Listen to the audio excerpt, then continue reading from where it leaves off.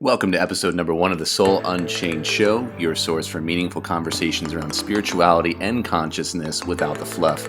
My name is Chris and Delaney, and I'm your co-host along with the talented Danielle Laura. Today's topic is all about power. How do we define it? How can we express it? And how can we reclaim the infinite power we're born with but are never taught to express?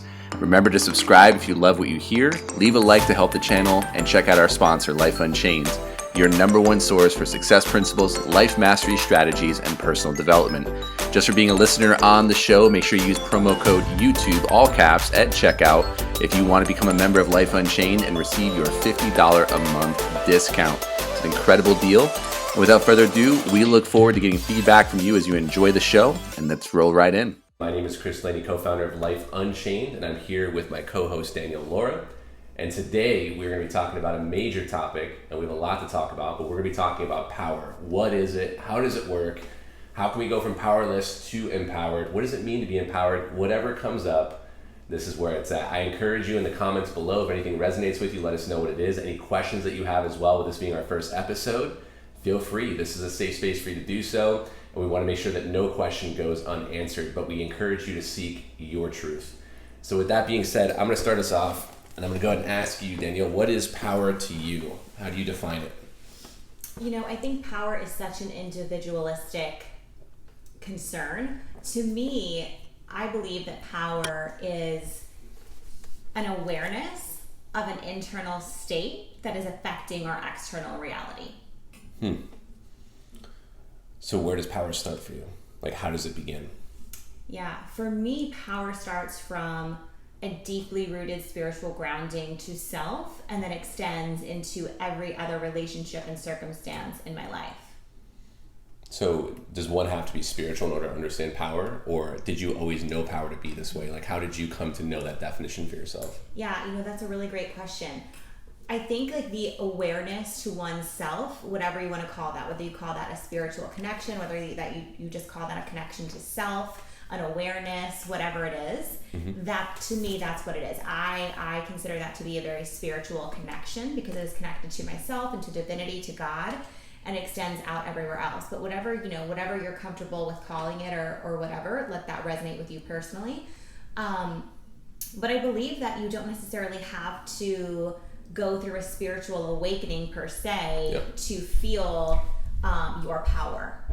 I think that you can feel your power at any point in time that you are standing in your truth and exemplifying that life accordingly, right? Your internal state matching your external reality and being able to exemplify that through the embodiment of who you be in the world.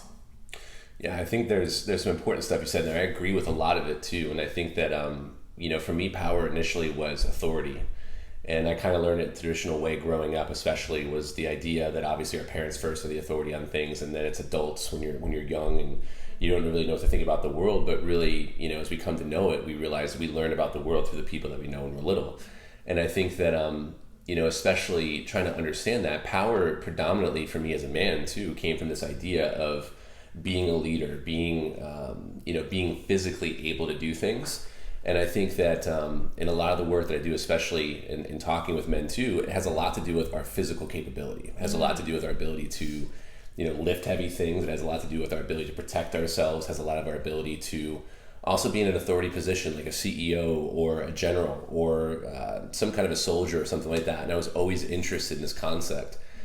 And I think that for me, up until maybe 3-4 years ago, after going through a position of powerlessness, I think a part of it was trying to understand, where does power begin? Like, how do you get bestowed power? So my focus was all external.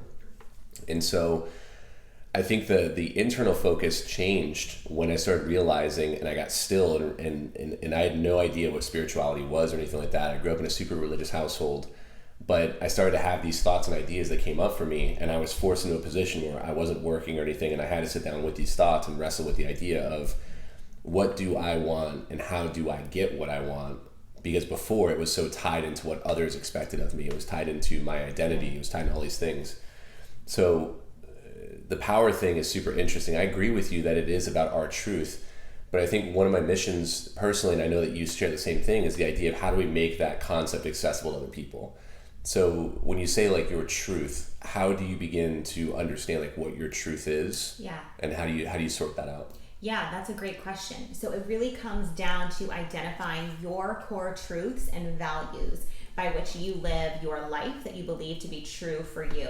Yeah. And the first point in getting there is what I like to call getting hot with yourself. Hot standing for honest, open, and transparent. And going back through every belief that you hold, that you've had your entire life, right, that you believe to be true, and examining it. Is this my belief? Did I formulate this because I've made this my own? Or is this belief that I hold something that someone has passed down, to my life that I've taken as my own? Mm-hmm. Is this a belief that a parent of mine had that I heard my whole life, so now it intrinsically I believe this? Yeah. Is this a belief that the world says is what you should do, right? And I've taken that on now as my own because I wanna have or do or be what the world says, right, is successful or happiness or whatever it is. Or is this truly a belief that I hold based on the circumstances of my life that have gotten me to the point where I am now by my own examination and reconciliation of where I am today? So from there, you're able to develop your core truths and your values. So meaning, who am I, right? Mm-hmm. Getting really hot with yourself. Yep. Who am I? What do I believe about myself? Where do I believe I'm going? What do I believe I'm here to do? And who are the people that I want around me to make all of that happen? Yeah. Right? And establishing from there, well, what kind of values are you going to put in place to protect and have that boundary around who you be, right? And so establishing your values around that as well are extremely important. For example, you want to live your life with integrity. The people that you have in your life need to have integrity as well. You want to be around people and you are a person who is driven, you are mission minded, whatever it is for you, fill in the blank, but discovering what that is, what is that value, and how does it relate to your core truths. And from there, you can understand the mission of your life. Yeah. And you can put together your life's mission statement, which can basically guide everything that you do in this world. And anytime you're up against something that you're wondering, is this for me or not for me, you can put it right against your mission statement of your life. Does this align with the mission of who I am in this world and what I'm here to do? Yes or no? If it's no, easy decision. We don't do it. We don't engage in that. Yeah. If it is, then it's an easy yes, and it's an alignment for us. But I think this is where we lose our power oftentimes because we don't know what our core truths and values are. We don't have those established. We don't know what our mission of our life is. So it's very easy to get swayed into things that are not for us and not in alignment for us, which inevitably takes away that sense of inner power because we are now giving away that power to something externally, an external force or person or circumstance or being that we then feel defeated by, in a sense. We lose who we are. So when we're able to have those core truths and values to establish that mission, that's where we gain that power. That is where the inner power is able to bloom. Yeah. I think it's always important to figure out where you agree and where you kind of find yourself in a place where it's like, okay, there's some stuff in there that comes up for you because that's the essence of consciousness. Like, what am I experiencing from you that is, dissonant with what I think? And then can I say it in a way that's like, I feel something. It doesn't mean I have to embody the emotion, right? I think that there's a lot of interesting stuff in there. So the external versus internal portion of the power thing, I firmly agree with. I think the hard thing, I think, for many people that I've seen, and me included, is hearing that and saying to yourself, well, where does victimhood fall in? Having gone through things at an age where I didn't know what to do or my identity, losing my mom at 21, meeting my dad for the first time at 21 at that point in time, being around people who take advantage and conflict. One of the things I think is super important is the idea that this stuff, it seems simple, but it's not easy in terms of you're going to be conflicting with belief systems. There's some stuff in there that comes up for me initially too, and I've been doing this stuff for a long time, but it's that idea of, is it really that simple? Is it really just as simple as I just change my way of thinking about things? The reality is you are going to struggle at first with this because you have to suspend disbelief. And anything that you believe is true when you start talking about your belief systems. But I think one of the biggest struggles that we have is figuring out, how do I unlearn the things that I've learned to this point, especially if I'm 28, 32, 40 years old, I'm married, maybe have kids, and I find myself at this awakening moment of like, this isn't what I wanted, right? Yeah. And how do I reconcile what I really did want with what I have now? And what does that really mean for me? Am I a bad person? Does that mean I'm sinful, right? Does that mean I'm just incorrect? Am I wrong? Am I a mistake, right?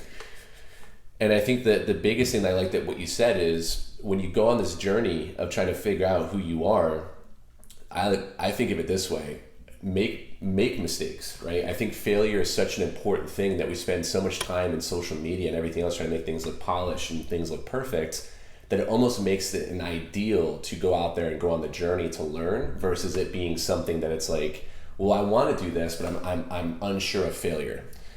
For me, power in my journey has been gained through tests, through the things that I've experienced in my life where I had no choice but to move forward.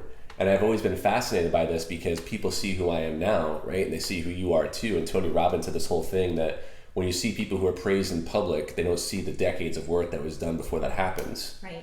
And so it's really, really important, especially as things come up for you, and just an encouragement to write down something that comes up. That's a conscious thought. You can either be in the swings of an emotion of like, I'm angry, I'm pissed, or it can be like, this brings up anger for me, I wonder why. Like, what is this conflicting with, and asking yourself the questions. And the unleashing into the true thing and the power, I think, comes from, and I love what you said, we live in a world right now where people have answers for you and people buy them like crazy. 10 days to change your life, 6 months to this, 90 days to this, the top 10 ways, the top 3 ways. And as somebody who's paid good money for those things, and I know you did as well, and we spend our time looking for that answer, I think it's the understanding that, for me personally, my belief is nobody has truth for me. Truth is my responsibility to seek out, and that's my journey. But we spent our entire lives in school, and then we graduate, and then there's this whole entrepreneurial thing, and then there's like people doing well, and you want to do well, but you don't know where to go or do. Yeah. And how do you trust?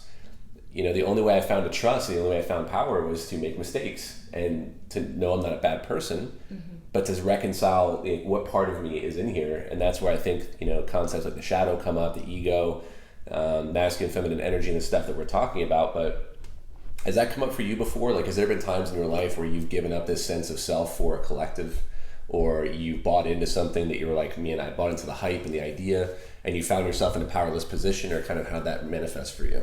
Sure, yeah. I would say my entire life up until about 2 years ago really was truly living for the collective, right? Living for what everyone expected of me, and what I thought they expected of me, right? Whether that be my parents, friends, family members, co-workers in different positions, you know, overextending myself to feel like, you know, this is what I have to do to prove that I care, to prove that I'm a leader, that I'm a team player, whatever, right? And so we are conditioned to believe these filters that others have put on us, that we must do X to produce Y, right? We must be this person to show and prove this about ourselves, right? Instead of just knowing we are worthy enough just by being who we are, right? Without having to overextend, without having to do things that are not serving our highest good, right? Not having to do things that deplete us in order to have success, but being able to work in a way in which we are so aligned with who we are at our core, and we do things, we say yes to things that are in alignment to that fuel us rather than deplete us. That is where the catalyst happens. That's where we're able to really take our power back and stand in our ultimate power of who we be, in a good way, right? It's not power of looming ourselves over someone else for position, right? I think the truest essence of power is standing in the embodiment of who you truly are at your core. Sans the objectification or justification or anything that anyone else may say or do or inherently project onto you because they don't have in their own life. Does that make sense? Yeah, I mean, let's talk about that for a second, because I think this could be a great way to kind of help kind of bring this down, because I like to meet people where they're at for a second. So I think it was Jack Canfield who talked about this when I first heard it, and I don't know where it originates from, but there's this construct I really like, and it's event plus reaction equals outcome, so E plus R equals O. And what I started to learn from that kind of construct was, and these things are really nice because it gives you a visual, and it also helps you kind of start from somewhere. Because some of this stuff can be like really ethereal and out there, so it's like, how can I bring this to like concreteness? So in the E plus R equals O paradigm, it's this idea that events are always happening. Things will always take place. And the R portion, for me, is where the power comes from, because my reaction is where my power comes from. For me, that means that weak people who are posturing a toxic type of power, they go through life looking to get a reaction out of others. Right. And I've done that before, many times. You know, especially growing up the way that I did and everything else. I was that person who held a story that my ability to get a reaction out of people meant I was really motivating them and inspiring them and everything else.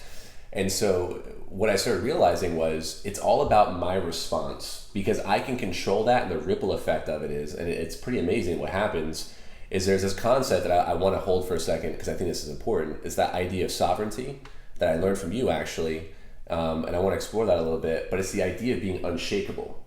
And that's why for me especially, and I want to talk to men out there for a second too, is this idea that we've been taught that men, again, physically, we go out there and we make shit happen. And sometimes this idea of being a rock is so much more powerful, because the rock is able to be solid in that process and able to stand firm in the beliefs, because in today's world, it's kind of scary. Like when people come and disagree with your beliefs, it's like, it gets emotional now. There's a lack of information. It's just purely emotional. We no longer have the rational discourse of philosophy. We don't have the town center kind of thing.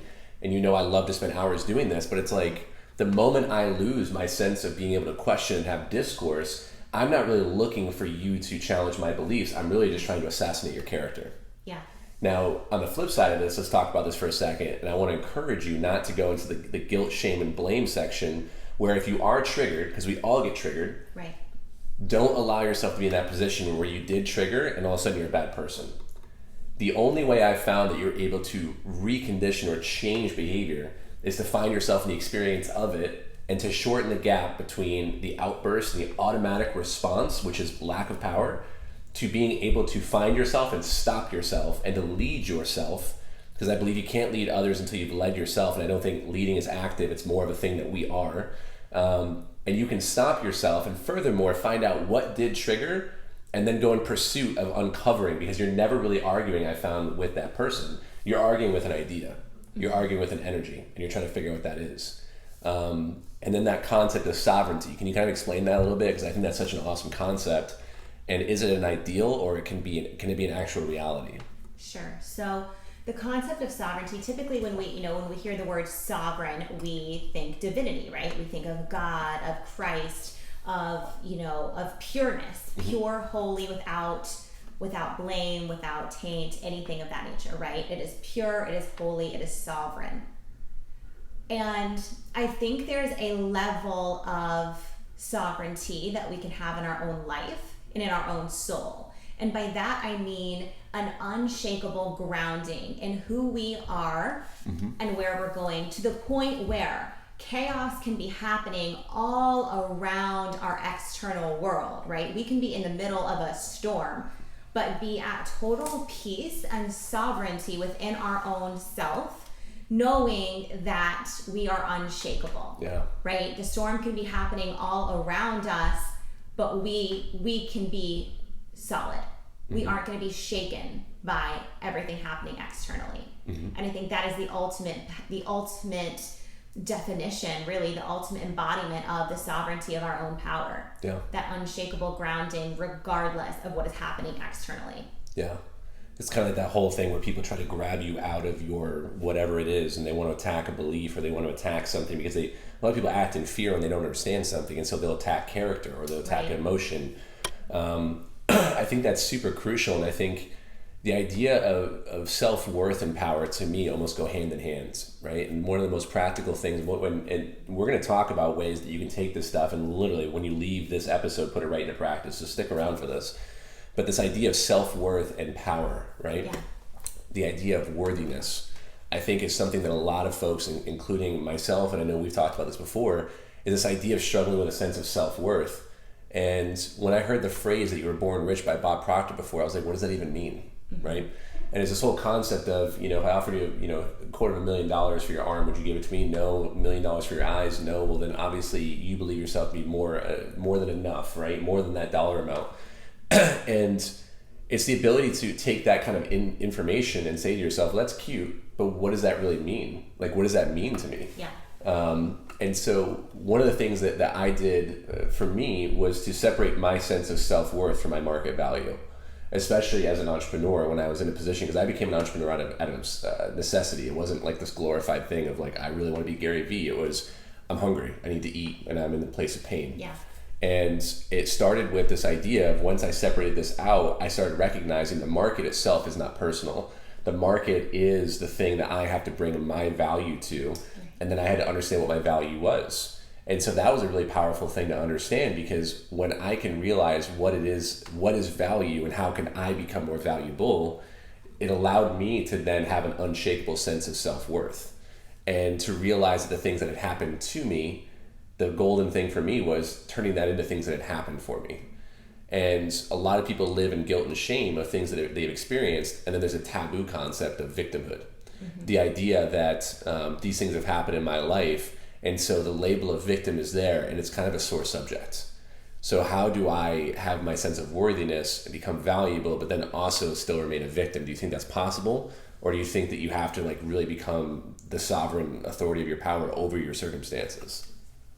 Well, I think this is what it relates back, we were talking about in the beginning, to your core truths and values, right? Because that is self-worth. When you set in place your core truths and your values, you are setting your self-worth right there and then. Yeah. Right? That makes it really easy to escape victimhood, codependency, people-pleasing. That's a big one, yeah. You name it. Because when you know who you are, you know your core truths and values, and you are unshakable in those. Yep. Why would you ever fall victim to anything else? You know who you are, so you're not allowing anything else to take your power away. Yeah. Right? And bam. Right? That bam. easy as that. You're just, you're then not prone to go out of your way to people please, because you're like, oh, well, doing this, saying yes to this person is not in alignment with my core truths and values. So it makes it easy. Yeah. No, I'm so sorry. I can't do that. Yeah. Right? There you go. People pleasing out the door, right? Yeah. The victimhood. Well, if you know who you are and you know your core truths and values, if something or someone is coming in that is antagonistic of those, it's simply like guns down, like I'm not even in this fight. I am over here, right? This doesn't require battle. I am unshakable in who I am. What you say and do cannot actually pierce me because I am unshakable. I am sovereign in the grounding of who I be. Yeah. And I like the fact that you use very powerful language. And I think that's super important, because things began to change for me as well when I learned that my words mattered. And that frustrated the hell out of people around me, especially for those of you in a position maybe where you're transitioning from this place of powerlessness into your power. And maybe you're working on some things and maybe the people around you are not, right? There's this concept of saving versus serving, because the word service gets used a ton. And I've been on this for the last couple months and trying to understand what it means. But especially even in like what we do, right? Mentoring, coaching, and teaching and things like that, there's this, it can be really tricky to find, right? Because I think the intention is that people do want to help. But I think if somebody's not also doing the work for themselves, it is naturally easier for us to do things for others than it is for us to do for ourselves. Yeah. Not to follow our own advice. That's a great point. And that goes to filters as well, right? Don't take advice from someone who isn't where you want to be or doesn't have what you want to have. But I would, so for somebody who's just in personal development too, because I spent a lot of time in that sphere, that can be a tricky filter too, because sometimes that equates to money. For me, that was my primary motivator at that time, because it was like what was imprinted on me over and over and over again. And I think we should talk about belief systems like in another episode, but sure. It can be really easy to be like, man, that person has a lot of money. They seem happy. They look happy. Their social media is on point. But I think that filter can be really tricky, because I do think you have to figure out like, what is it that you really want? Do you want to make a shit ton of money, but then find yourself in a place where you could end your life if that money goes away, right? So I think for me, that filter also becomes, don't allow your happiness to be contingent upon anything external sometimes. Right. Because if that goes away or it's taken away, I mean, that's a really tricky thing because now you're stuck. Now your whole sense of identity is stuck on that external, like we talked about before.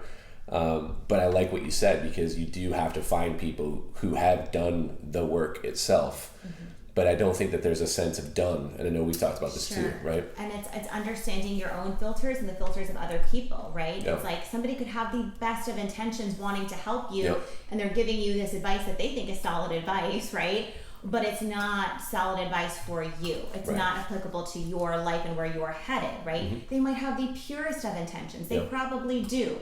But if we listen to those, no matter how pure they are, they could really steer us off the course of where we're going if we are not grounded in who we be, right? So that comes from that inner power coming back up. Are we resilient in who we are at our core, or are we going to be so easily swayed by what someone says to us? Yeah. And that's taking our own filters at play as well as the filters of other people. Is this person, right, being able to be self-aware in the moment of saying, is this person who just gave me this advice, are they talking from their own filter, or are they removing their own filters and the ego portion of who they are and speaking to me because it's what I need to hear? Or are they speaking from their standpoint?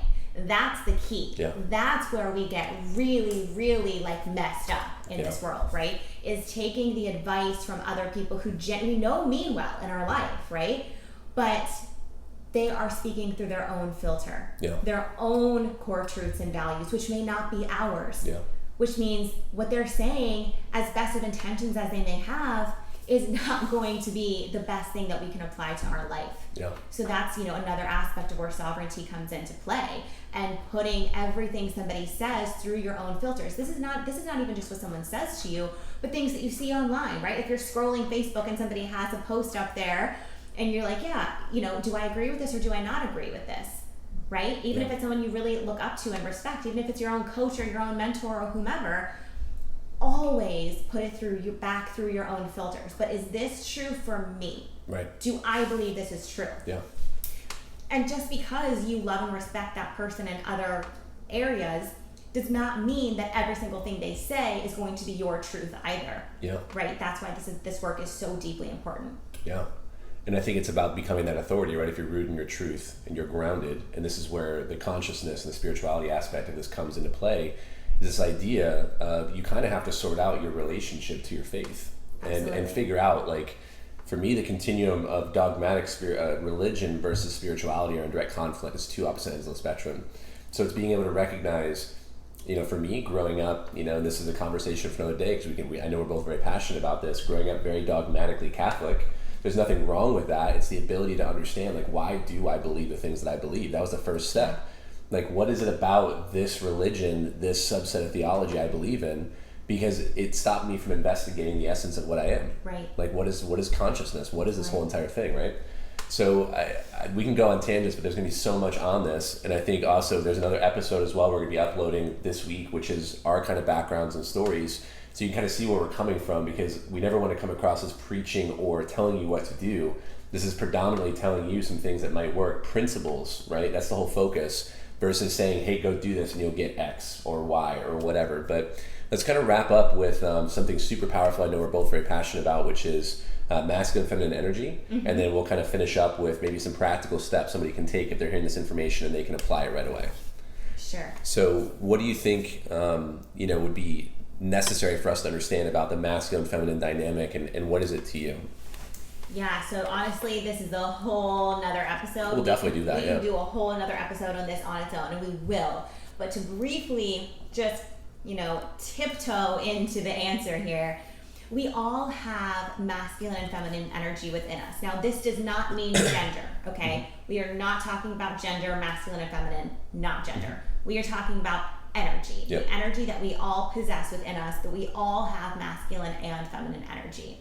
Now, the masculine energy is the energy of conviction, of making things happen, of doing, right? Of doing, strategy, logic, go, hustle, achieve. The feminine energy is the energy of receiving, of intuition, of allowance, of stillness, of creativity, of birthing that, right? So we all have different aspects of that in us, right? So, for me, my masculine energy shows up very much in my go-getter attitude, my very high-achieving, high-performing demeanor of getting things done, meet the goal, exceed the goal, on to the next goal, right? Whereas my feminine energy comes into play in my intuition, in the way that I intuitively help lead people, in my healing work, in my creativity, in the way that I love to dance and do art and things of that nature, right? So everyone has this within them, and it's going to look different for everyone. But the beauty is when we are able to harness the power of both our masculine and feminine energies to work in unison together, so that we can show up in our ultimate power. Because oftentimes we are very dominant in one or the other energy. We're either really dominant in our masculine energy and we're always go, go, go, go, go, achieve, go, next thing. Or some people are very dominant in their feminine energy, meaning very, very passive, not really want to take action, kind of lets life pass them by, right? And so neither one are considered good or bad, it's just, it is, right? And so harnessing the power of both of those within you to work in unison together is what leads to the ultimate power and embodiment of your being at your core essence. Does that make sense? Yeah, I mean, it's the understanding of, first and foremost, I think to understand a lot of the stuff for me, I had to take all expectation of what I wanted it to be. Right. And I think that's super important, because that's the essence of projection, right? Things have to fit into a box that I believe, and everything has to be in this way, and removing any expectation or attachment to that is where you begin to learn, right? It's the concept of, some people throw it online, it's like when you realize you know nothing is when you realize that you're truly like enlightened or whatever. Right. And I think the idea of the masculine feminine energy was so interesting to me, because like many people, I just thought about gender. I thought about this conversation around feminism and toxic masculinity and everything else.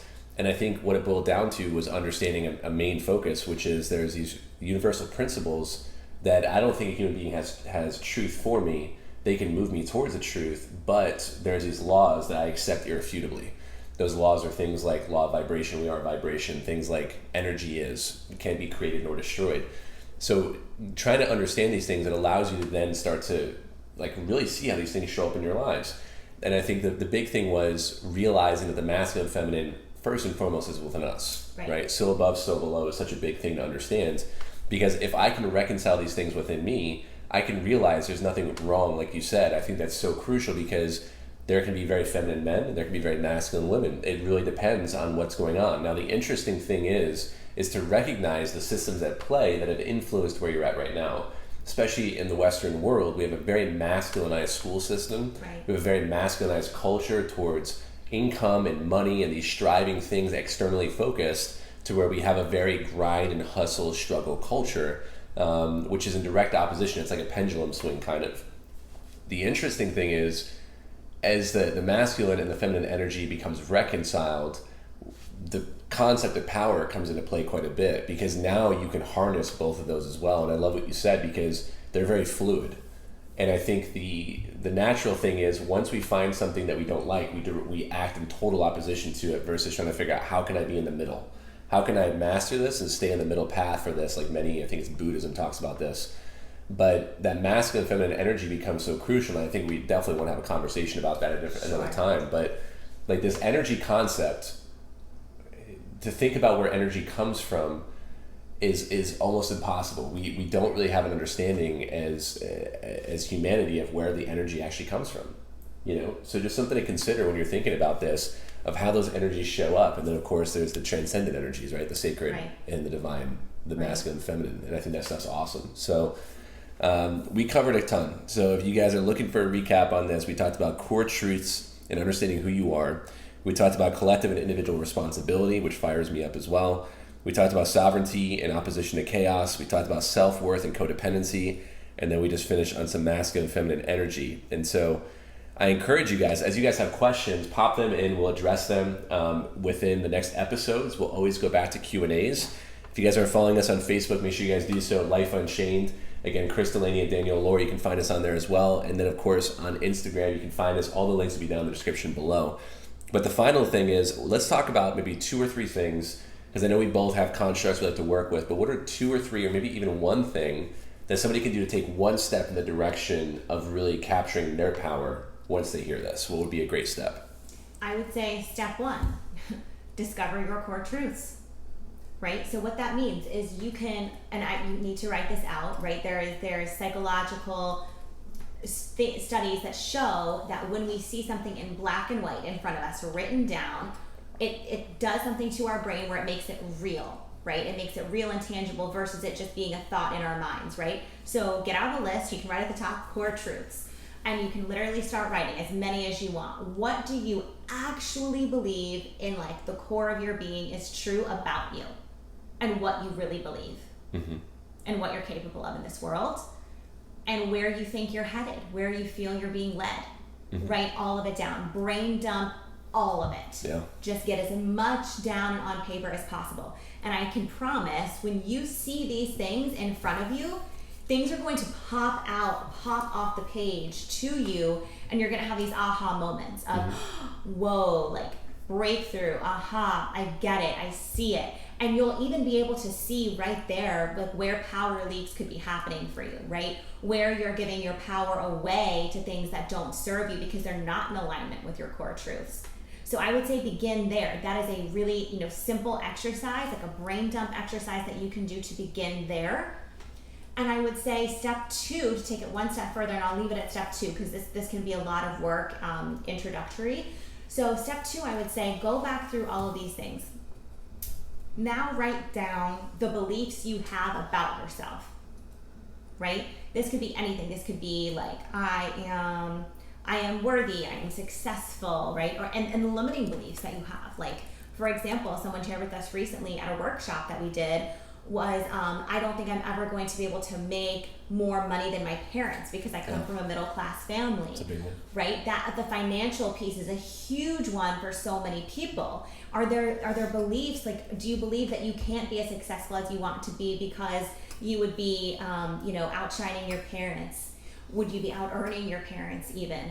Do you believe that you can be all that you are, and do that, or that people are going to judge you and you have to like play it safe, right? Whatever it is for you, write down every belief that you believe to be true and every limiting belief that you have that is keeping you stuck where you are, okay? And when you're able to see that, it becomes really clear. You can then choose a new belief. So this exercise is reframing.